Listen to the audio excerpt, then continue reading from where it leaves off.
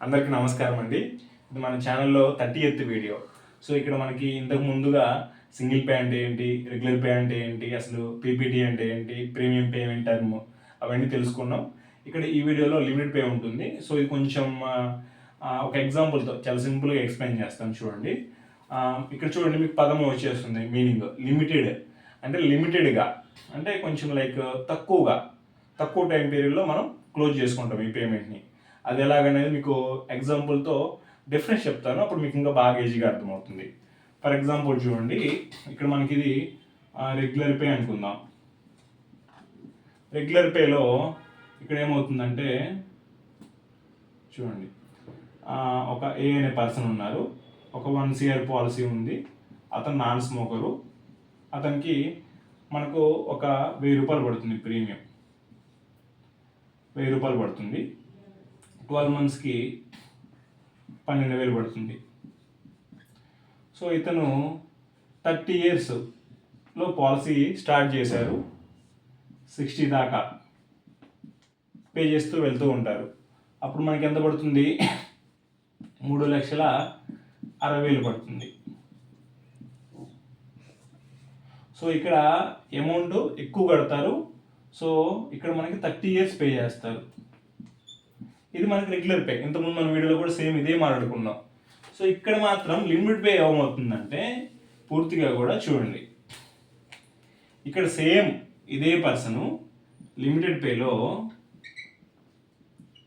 ఇక్కడ ఏ అనే పర్సనే 1 కోటి రూపాయల పాలసీయే, నాన్ స్మోకరే, అతనికి 1000 రూపాయలు పడుతుంది ప్రీమియం. 12 months 12,000. బట్ ఇక్కడ మాత్రం లిమిటెడ్ పేలో ఒక 10 years అనుకుందాం.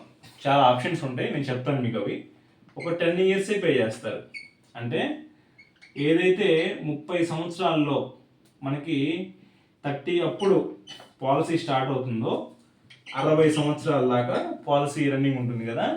ఈ పర్సన్ 40 years. సో ఈ ఏ అనే పర్సన్ 30 సంవత్సరాలప్పుడు పాలసీ పర్చేజ్ చేస్తే ఇష్యూ అవుతుంది అంతా కూడా. అక్కడి నుంచి 10 years అంటే తన వయసు 40 వచ్చేంత వరకు మాత్రమే పేమెంట్ చేస్తారు.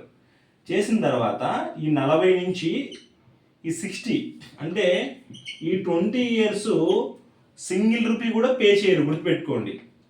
ఇక్కడ ఎటువంటి పేమెంట్ ఏమి ఉండదు, సింగిల్ రూపీ కూడా పేమెంట్ చేయరు, కానీ పాలసీ మాత్రం యాక్టివ్ ఉంటుంది అదనమాట. సో ఇక్కడ ఈయన పే చేసేది ఓన్లీ 40 years వరకే పే చేస్తారు. అంటే ఈ 10 years పే చేస్తారు. ఈ 10 years ఎంత పే చేస్తారని నేను ఇప్పుడు మీకు చెప్తాను. చూడండి, ఇక్కడ మనకి ఏదైతే రెగ్యులర్ పేతో పోల్చుకుంటే లిమిట్ పేదో కొంచెం ఈఎంఐ ఎక్కువ పడుతుంది ఆ ప్రీమియం. ఫర్ ఎగ్జాంపుల్ నేను ఎగ్జాంపుల్ కోసం చెప్తున్నానండి, మ్యాక్సిమం ఇలాగే ఉంటాయి వాల్యూస్. ఇక్కడ ఒక 2,000 పడుతుంది ప్రీమియం. సో 12 months అంటే ఇక్కడ మనకి ఎంత పడుతుంది? అరౌండ్ మనకి ఒక 24,000 పడుతుంది. సంవత్సరానికి 24,000 చొప్పున ఆయన ఎంత పే చేస్తారు? ఓన్లీ 10 years మాత్రమే పే చేస్తారు. అంటే 2,40,000 పే చేస్తారు.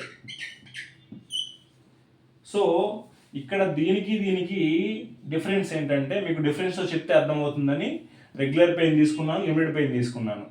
రెగ్యులర్ పేలో 30 years పాటు పే చేయాలి ఆ కస్టమర్. 30 సంవత్సరాల పాటు పేమెంట్ చేసుకుంటూ వెళ్తే 3,60,000 పే చేస్తారు. ఇక్కడ మాత్రం 10 years పే చేస్తారు.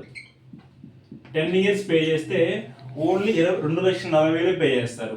మనకు అక్కడ ఈ యొక్క 60,000, ఈ యొక్క 60,000, 1,20,000 సేవ్ అవుతుంది అనమాట.